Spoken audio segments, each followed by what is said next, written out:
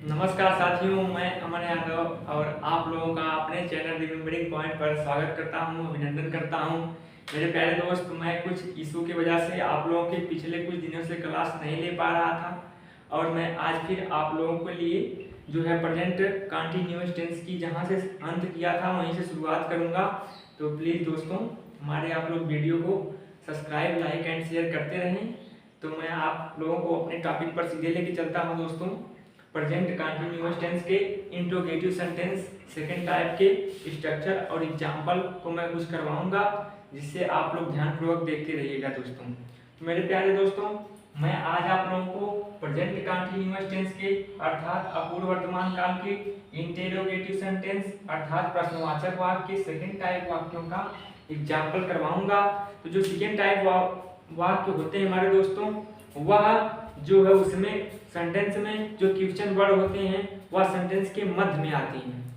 जैसे मैं आप लोगों को एग्जांपल यहाँ पे दिखा रहा हूँ कि तुम शोर क्यों मचा रहे हो। अब देखिए यहाँ पे दोस्तों, जो क्यों हमारा क्वेश्चन वर्ड है, जो हमारा क्यों क्वेश्चन वर्ड है, यह सेंटेंस के बीच में आया है।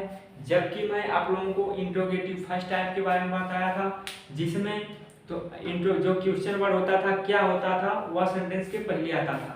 तो यह सेकेंड टाइप का है जिसमें क्वेश्चन वर्ड सेंटेंस के मध्य में आता है। तो मेरे प्यारे दोस्तों, इसी सेंटेंस को मैं आज करवाऊंगा आप लोगों को। तो आप लोग वीडियो में ध्यानपूर्वक बने रहें और कॉपी कलम लेकर नोट को बनाते रहें। तो यहाँ पे मैं जैसे लिखा हूँ कुछ वर्ड, क्वेश्चन वर्ड, कुछ जो क्वेश्चन वर्ड होते हैं, तो जो मेन क्वेश्चन वर्ड होते हैं मैं यहाँ पे लिख दिया हूँ, जिसके बारे में आप लोगों से बता दे रहा हूँ। जैसे हु है, हु माने होता है कौन, कौन एक क्वेश्चन वर्ड है। सॉरी दोस्तों, यहाँ हु दो बार हो गया इसलिए इसको मैं एक को मिटा दे रहा हूँ। इसके बाद वेयर, वेयर माने कहाँ, व्हेन, व्हेन माने कब, व्हाई, व्हाई माने क्या, व्हाट, व्हाट माने क्या, हाउ, हाउ माने कैसे, हाउ मेनी माने कितनी, हाउ मच माने कितना। मेरे प्यारे दोस्तों, जो हाउ मच हमारा होता है क्वेश्चन वर्ड, यह पदार्थ के लिए यूज होता है। जो हमारा हाउ मेनी क्वेश्चन वर्ड होता है, यह संख्या के लिए होता है। तो मेरे प्यारे दोस्तों, मैं आप लोगों को अब इंटरोगेटिव सेंटेंस के सेकंड टाइप का स्ट्रक्चर बताऊंगा। तो इस स्ट्रक्चर में हम सर्वप्रथम जो हमारा हिंदी वाक्य का सेंटेंस रहेगा, जो हमारा हिंदी वाक्य का सेंटेंस रहेगा, उसमें जो है हमारा जो क्वेश्चन वर्ड होता है सेंटेंस के बीच में, उसको हम सर्वप्रथम लिखेंगे। जब हम उसका जो है ट्रांसलेट इंग्लिश में करेंगे, जो हमारा एक क्वेश्चन वर्ड है उसको सर्वप्रथम लिखेंगे। काहे लिखेंगे? क्योंकि यहाँ देखिए आप लोगों को स्ट्रक्चर में बताया गया है कि किसी भी सेंटेंस की रचना करने के लिए इस जो है स्ट्रक्चर का फॉलो करना होगा। तो आप लोग इंट्रोगेटिव सेंटेंस सेकेंड टाइप को बनाएंगे। तो यहाँ पे क्वेश्चन वर्ड सर्वप्रथम होगा हमारा, जो हिंदी में क्वेश्चन वर्ड आएगा उसी को हम सर्वप्रथम लिखेंगे इंग्लिश में बना करके। फिर इसके बाद हमारी helping verb is am are में से कुछ लगेगा। इज एम आर में से हमारी हेल्पिंग वर्ब लगेगी। यदि हमारा subject he, she, it, name अर्थात सिंगुलर होगा तो हमारी वर्ब इज लगेगी। यदि हमारा सब्जेक्ट प्लूरल होगा तो हम आर वर्ब का प्रयोग करेंगे। हम ये भी कह सकते हैं कि यदि हमारा सब्जेक्ट यू, वी, दे है तो हम आर वर्ब का प्रयोग करेंगे। यदि हमारा सब्जेक्ट आई है तो हम आई एम वर्ब का प्रयोग करेंगे। तो मेरे प्यारे दोस्तों, यहाँ पे हम सब्जेक्ट के अनुसार हम वर्ब का निर्धारण करके इसको लिखेंगे। फिर इसके बाद हमारा सब्जेक्ट लिखा जाएगा। सब्जेक्ट के बाद दोस्तों, यदि हमारा सेंटेंस इंट्रोगेटिव के साथ साथ नेगेटिव भी है तो इसमें हम नॉट का प्रयोग फिर करेंगे। फिर इसके बाद दोस्तों, मेन वर्ब के फर्स्ट फॉर्म में आईएनजी फॉर्म लगाएंगे, फिर ऑब्जेक्ट करेंगे, फिर ईटीसी और क्वेश्चन मार्क लगाना नहीं भूलेंगे दोस्तों। ठीक है दोस्तों, तो इस प्रकार से आप लोगों को मैं इसका स्ट्रक्चर बताऊंगा, स्ट्रक्चर बता दिया हूं। अब मैं इसी के आधार पे आप लोगों को एग्जांपल को करवाऊंगा।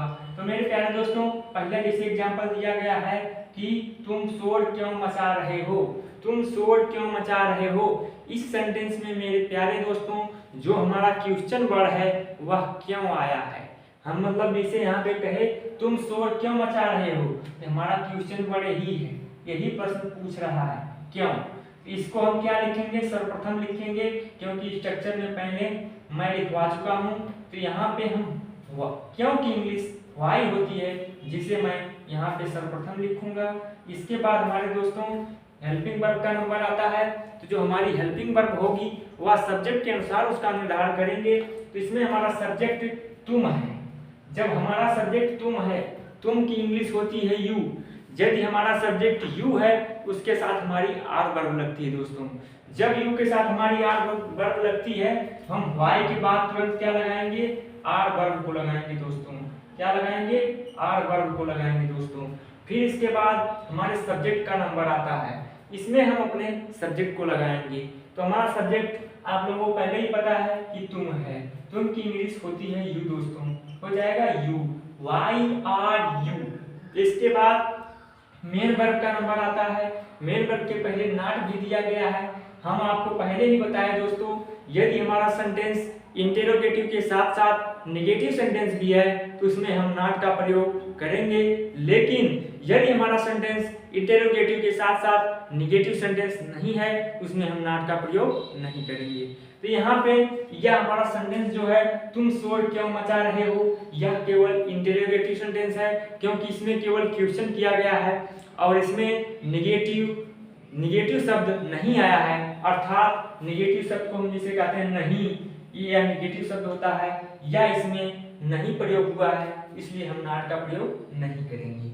इसके बाद मेरे प्यारे दोस्तों मेन वर्ब के फर्स्ट फॉर्म में आईएनजी फॉर्म लगाएंगे। मेन वर्ब के फर्स्ट फॉर्म में आईएनजी फॉर्म लगाएंगे। तो यहाँ हमारी जो मुख्य क्रिया है यहाँ है शोर मचाना।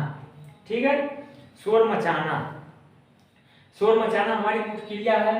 तो शोर मचाना, शोर का होता है इंग्लिश नॉइज, मचाना के यहाँ मेकिंग लगाएंगे। ठीक है दोस्तों, यहाँ क्या हो जाएगा, मचाना की इंग्लिश मेक होती है, उसमें हम आईएनजी फॉर्म लगाएंगे क्योंकि यहाँ दिया है मेन वर्ब के फर्स्ट फॉर्म में आईएनजी फॉर्म। तो हम मेक मुख्य क्रिया में आईएनजी लगाएंगे तो हो जाएगा मेकिंग और शोर की इंग्लिश हो जाएगी नॉइज। तो मेरे प्यारे दोस्तों नॉइज के साथ हमारा हमेशा कहीं भी आप नॉइज लिखेंगे, नॉइज के पहले ए लगता है, ये आप लोग ध्यान में फिट कर लीजिएगा बात और इसको लिख भी लीजिए। नॉइज के पहले हमेशा ए का प्रयोग होता है। तो जैसे यहाँ हो गया वाई आर यू। अब इसके बाद मचाने की इंग्लिश हम यहाँ मेक लगाएंगे। मेक के फर्स्ट फॉर्म में आईएनजी फॉर्म जोड़ेंगे दोस्तों, हो जाएगा वाई आर यू मेकिंग। इसके बाद शोर की इंग्लिश होती है नॉइज। नॉइज के आगे लगाएंगे ए क्योंकि मैं आपको पहले ही बता चुका हूँ कि नॉइज के आगे जो होता है हमारा ए लगता है। इसके बाद हम लगाएंगे क्वेश्चन मार्क दोस्तों, हो जाएगा why are you making your noise. तो हो जाएगा why are you making your noise. इसका मीनिंग हो जाएगी हिंदी, तुम शोर क्यों मचा रहे हो। अगला सेंटेंस दिया गया है मेरे दोस्तों, कितने लड़के दिल्ली जा रहे हैं, कितने लड़के दिल्ली जा रहे हैं। इसमें तो बात फंस गई दोस्तों। मैंने आपसे बताया कि जो इंटरोगेटिव सेंटेंस होता है सेकंड टाइप का, उसमें हमारा जो क्वेश्चन वर्ड होता है वो बीच में आता है, लेकिन इसमें क्वेश्चन वर्ड हमारा पहले आ गया है। तो इसमें कुछ नहीं करना है दोस्तों आपको, इसमें भी मैं आप लोगों को नियम बताऊंगा, रेगुलेशन बताऊंगा। तो यहाँ पे देखिए दोस्तों, कितने लड़के, क्वेश्चन वर्ड ही हमारा है कितने। अब इसके साथ लड़के भी जुड़ा है, कितना और कितनी की साथ जो भी हमारा नाउन जुड़ा होता है उसको हम कितना कितनी की इंग्लिश लिख करके उस नाउन को भी पास लिखते हैं। तो जैसे यहाँ पे दिया है कितने लड़के, तो मैंने आपको बताया यदि आप संख्या गिन सकते हो तो वहाँ हाउ मेनी लगेगा। यदि आप संख्या नहीं गिन सकते हो अर्थात वह कोई पदार्थ है तो हम उसको उसके यहाँ हाउ मच का प्रयोग करते हैं। तो यहाँ पे देखिए दोस्तों, ये तो लड़के हैं, इनको हम गिन सकते हैं। ठीक है दोस्तों, जब इनको गिन सकते हैं तो यहाँ हाउ मेनी के साथ मैं क्या लगाऊंगा, हाउ मेनी के साथ मैं क्या लगाऊंगा, बॉयज लगाऊंगा। काहे कि यहाँ लड़के, अभी मैं आपको बताया कि जो हमारा कितना कितनी होता है उसके साथ यदि नाउन आता है उस नाउन को हम उस हाउ मेनी या हाउ मच के साथ लिखेंगे। तो यहाँ पे मैंने लिखा हाउ मेनी बॉयज। आप कहेंगे कि इस नियम पर चल रहे हैं कि नहीं, तो मैं आपको ये भी बता दे रहा हूँ कि मैं इसी नियम पे चल रहा हूँ। जैसे यहाँ पे क्वेश्चन वर्ड सर्वप्रथम था, इसमें भी क्वेश्चन वर्ड सर्वप्रथम रहेगा। ठीक है दोस्तों, तो यहाँ हो गया हाउ मेनी बॉयज, बस अंतर इतना है इसमें जो हमारा कितना या कितनी के साथ नाउन आएगा वह उसके हम जस्ट बगल में लिखेंगे। तो ये बात आपको जरूर समझ में आनी चाहिए और आई भी होगी। तो यहाँ पे हाउ मेनी बॉयज हो गया।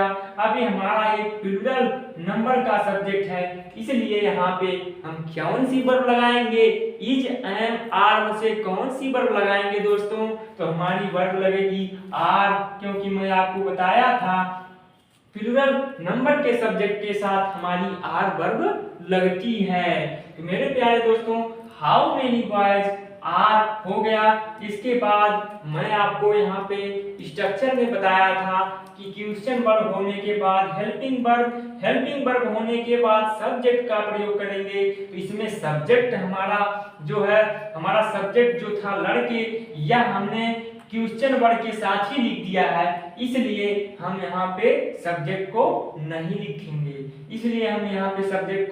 नहीं लिखेंगे। तो हो जाएगा हाउ मेनी बॉयज आर। इसके बाद जब हम सब्जेक्ट नहीं लिखेंगे दोस्तों तो नॉट को खोजेंगे। इसमें नॉट अर्थात नहीं, निगेटिव सेंटेंस है तो नॉट का प्रयोग होगा, यदि निगेटिव सेंटेंस नहीं है तो नॉट का प्रयोग नहीं होगा। इसलिए इसमें हम नॉट का प्रयोग नहीं करेंगे क्योंकि हमारा एक निगेटिव सेंटेंस नहीं है। इसके बाद हम इसमें मुख्य क्रिया ढूंढेंगे। इसमें मुख्य क्रिया हमारी जाना है, वह दिल्ली जा रहे हैं, तो जाने का काम हो रहा है। तो जाने की इंग्लिश होती है हमारी गो। गो के फर्स्ट फॉर्म में हम लगा देंगे आईएनजी फॉर्म, हो जाएगा हमारा going. How many boys are going. इसके बाद कहाँ जा रहे हैं, तो दिल्ली जा रहे हैं, तो यहाँ पे हो जाएगा गोइंग टू दिल्ली। और क्वेश्चन मार्क लगाना नहीं भूलेंगे। क्या हो जाएगा, how many boys are going to Delhi. कितने लड़के दिल्ली जा रहे हैं। इस प्रकार से यह सेंटेंस हमारा संपन्न हुआ दोस्तों, और हम अगले सेंटेंस की तरफ अग्रसित होते हैं। ठीक है दोस्तों, तो जैसे मेरा अगला एग्जांपल है, डाकिया कहाँ जा रहा है। डाकिया कहाँ जा रहा है, डाकिया माने चोर नहीं, डाकिया माने पोस्टमैन कहाँ जा रहा है, समझ में आया। तो यहाँ पे डाकिया कहाँ जा रहा है, इसमें हमारा क्वेश्चन वर्ड जो होता है, इसमें क्वेश्चन वर्ड जो हमारा है वह कहाँ है, क्योंकि यही प्रश्न पूछ रहा है कि वह कहाँ जा रहा है, तो कहाँ हमारा क्वेश्चन वर्ड है।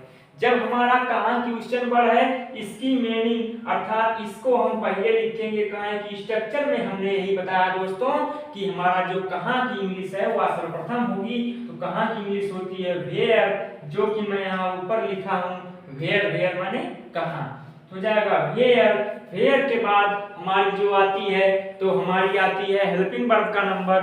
हेल्पिंग वर्ब हम किसके अनुसार लगाएंगे दोस्तों, तो हम हेल्पिंग वर्ब अपने सब्जेक्ट के अनुसार लगाएंगे।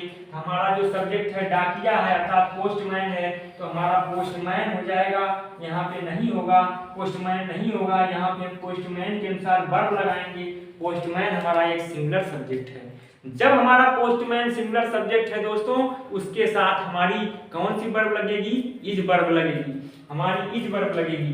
वेयर इज हो जाएगा। इसके बाद हमारा नंबर आता है निगेटिव, इसके बाद हमारा नंबर आता है सब्जेक्ट का। तो सब्जेक्ट हमारा पोस्टमैन है, पोस्टमैन यहाँ पे लिखेंगे। तो where is postman, where is postman. इसके बाद यदि यह निगेटिव सेंटेंस है तो हम नॉट का प्रयोग करेंगे। यदि हमारा निगेटिव सेंटेंस नहीं है तो हम नॉट का प्रयोग नहीं करेंगे। मेरे प्यारे दोस्तों, क्या आप लोग बताइए कि यह निगेटिव सेंटेंस है या नहीं। आप लोग बताइए कि डाकिया कहाँ जा रहा है सेंटेंस में ना, यह निगेटिव सेंटेंस है कि नहीं। तो मेरे प्यारे दोस्तों, यह निगेटिव सेंटेंस नहीं है, इसलिए इसमें नॉट का प्रयोग नहीं होगा। यहाँ पे क्या होगा, जब नॉट का प्रयोग नहीं होगा तो इसके बाद हमारा किसका नंबर आता है, मुख्य क्रिया के फर्स्ट फॉर्म में आईएनजी फॉर्म का। तो मेरे प्यारे दोस्त, पोस्टमैन के बाद एक जाने की इंग्लिश गो होती है, यही हमारी मुख्य क्रिया है। इसके फर्स्ट फॉर्म में हम लगाएंगे आईएनजी फॉर्म, हो जाएगा going. Where is postman going, मतलब डाकिया कहाँ जा रहा है, इसके बाद लगाएंगे हम क्वेश्चन मार्क। इसके बाद अगले एग्जाम्पल पर चलते हैं दोस्तों। वह कब जा रहा है, वह कब जा रहा है, इसमें हमारा क्वेश्चन वर्ड कब है। कब की इंग्लिश हम लिखेंगे, पहले तो हो जाएगा व्हेन, व्हेन के बाद हम लगाएंगे वर्ब, इसमें हमारा सब्जेक्ट वह सिंगुलर सब्जेक्ट है, सिंगुलर सब्जेक्ट के साथ हमारी सिंगुलर वर्ब इज लगेगी, इज के बाद हमारा सब्जेक्ट होगा, क्योंकि यह नॉट नहीं लगेगा, क्योंकि यह नेगेटिव सेंटेंस नहीं है, इसलिए हो जाएगा व्हेन इज ही। अब जाने की इंग्लिश हो जाएगी गो के फर्स्ट फॉर्म लगाएंगे आईएनजी फॉर्म, हो जाएगा वेयर इज ही गोइंग, वह कब जा रहा है। सॉरी दोस्तों, when is he going, where नहीं, व्हेन इज ही गोइंग। इसके बाद अगला एग्जांपल है तुम धीरे धीरे क्यों चल रहे हो, तुम धीरे धीरे क्यों चल रहे हो।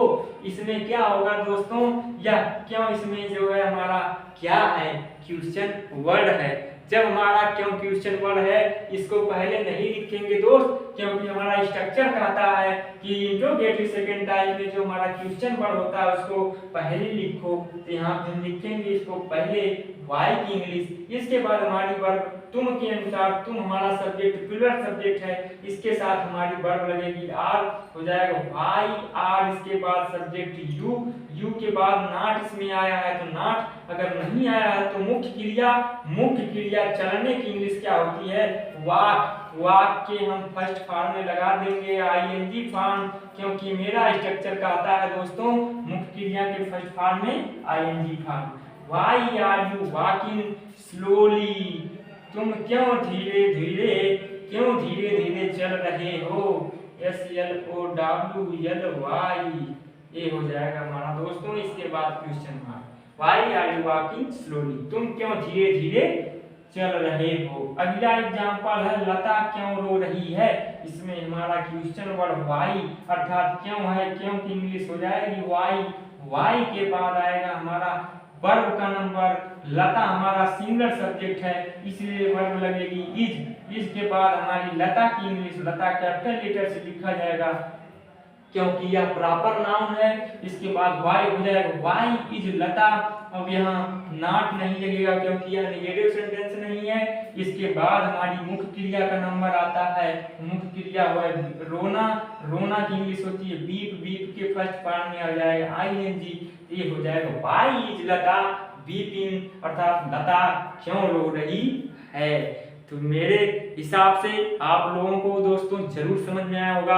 मैंने जिस आसान वे में आप लोगों को एग्जाम्पल को करवाने का प्रयास किया है, यदि आप लोग उसी वे में समझने का प्रयास किए होंगे तो आई होप आप लोगों को 100% में से 90% समझ में आया होगा। तो मेरे प्यारे दोस्तों जो है आप लोग इसको जरूर नोट करिएगा या इसका आप स्क्रीनशॉट ले सकते हैं जिसे आप लोग बाद में देख सकें। फिर मैं आप लोगों को कुछ एक दो एग्जाम्पल और करवाने वाला हूं, फिर इसके बाद मैं आप लोगों को प्रेजेंट परफेक्ट टेंस की शुरुआत कर दूंगा, क्योंकि जो है मेरा कोर्स जो है अभी बहुत पीछे रह जा रहा है और मेरे दोस्त जो हैं जितेंद्र यादव आप लोगों को जो मैथ की क्लास ले रहे हैं वो तो हमसे बहुत आगे निकल गए हैं। ठीक है दोस्तों, तो आप लोग वीडियो को शेयर करें, लाइक करें। ठीक है,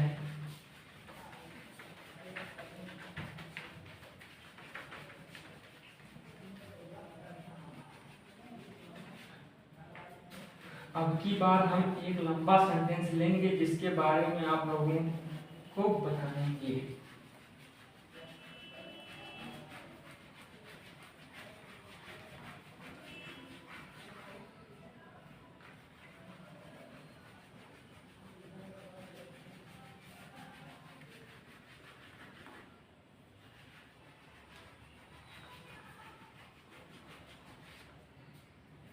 निकलता भी नहीं है, बड़ी मेहनत लेता है साला।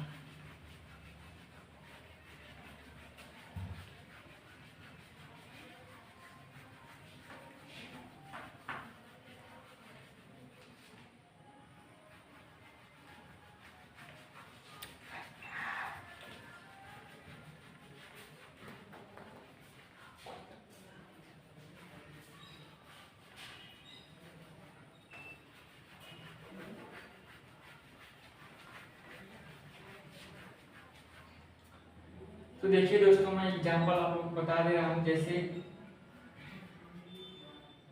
तुम्हें कौन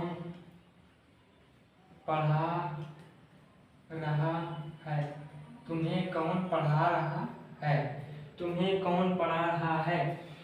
तो मेरे प्यारे दोस्तों, आप लोग इस सेंटेंस में या ढूंढिए कि इसमें सब्जेक्ट है या नहीं है।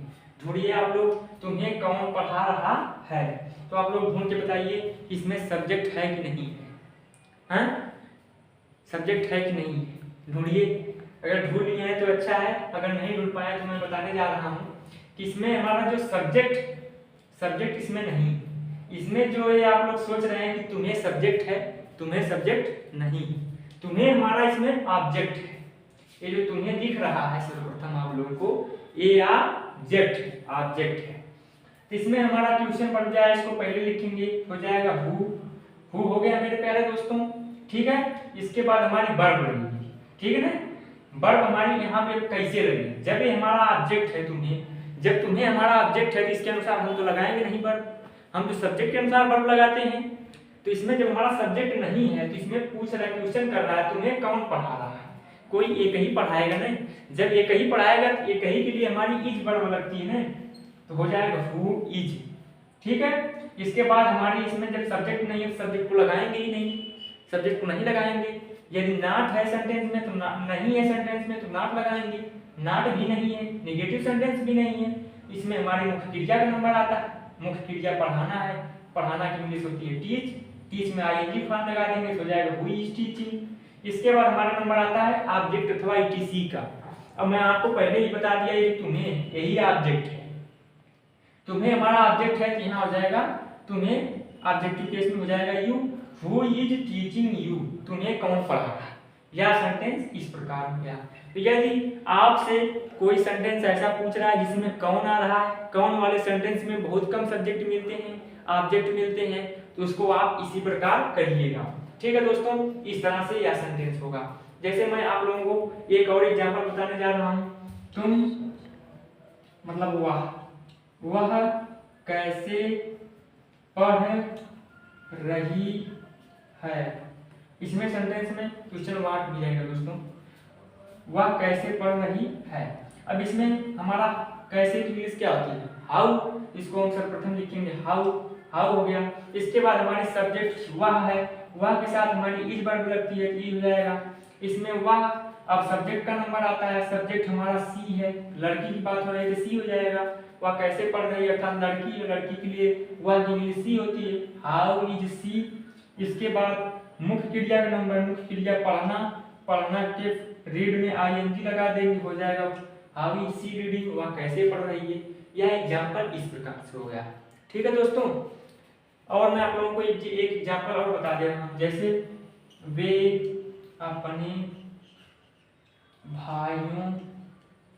अपने भाइयों के साथ मेला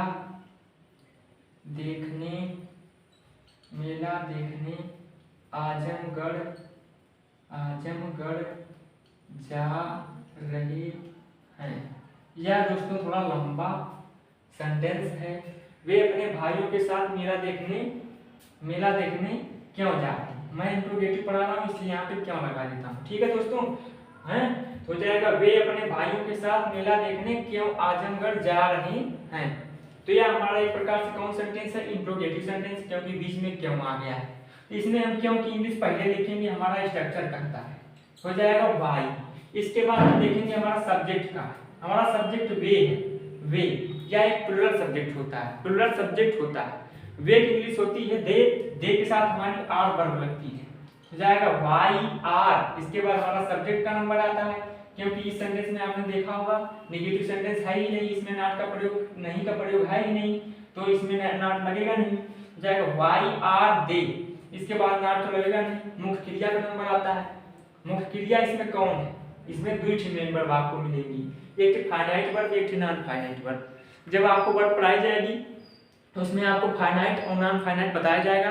यहाँ पे मैं आप लोगों का काम चलाने के लिए कुछ बता दे रहा हूँ, जैसे वाई आर दे। इसके बाद इसमें हमारी एक मुख्य क्रिया है, देखो दुई काम हो रहा है, जाने का और देखने का। मैंने आपसे ये भी बताया था, जिसके अंत में नानी नहीं आता वही मुख्य क्रिया होती है, या सेंटेंस में जो काम होता है वही जो हमारी मुख्य क्रिया होती है। इसमें एक काम हो रहा है देखने का, एक काम हो रहा है जाने का। तो हमारा जो जाना यही हमारी मेन मुख्य क्रिया है, यही इसको हम पहले लगाएंगे, इसको फाइनाइट वर्ड बनाएंगे। जो हमारा देखना इसको हम नॉन फाइनाइट बनाएंगे। क्या हो जाएगा, वाई आर दे, इसके बाद निगेटिव नहीं है तो नॉट नहीं लगेगा।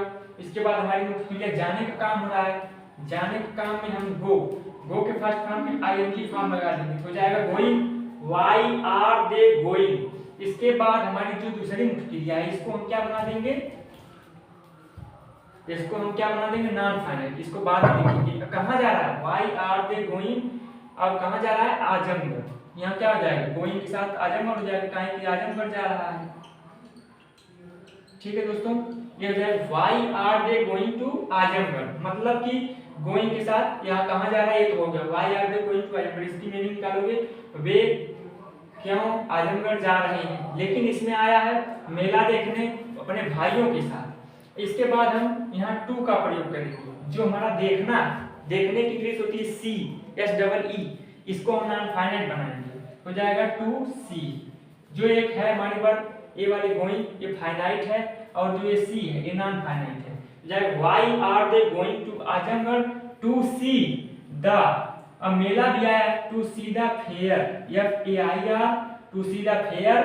अब इसके बाद अपने भाइयों के साथ, इसकी पूरा मीनिंग क्या हो जाएगी, विथ। अब देखो अपने की इंग्लिश क्या लगेगी, दे सब्जेक्टिव केस के साथ अपने की इंग्लिश पॉजेसिव केस में देयर होती है, देयर विथ देयर ब्रदर्स। यहाँ हो जाएगा इस तरह से सेंटेंस को हम हल करेंगे और question mark. Why are they going to Aजमगढ़ to see the fair with their brothers? तो मेरे प्यारे दोस्तों, आज का जो है क्लास यहीं पर खत्म करेंगे और मैं आप लोगों को अगले क्लास में प्रेजेंट परफेक्ट टेंस के बारे में बताऊंगा। तो मेरे प्यारे दोस्तों, आज की क्लास यहीं खत्म करते हैं और आप लोग अच्छे से पढ़िए लिखिए और हमारे वीडियो को कमेंट, शेयर और सब्सक्राइब करना ना भूलिए। ठीक है दोस्तों, जय हिंद।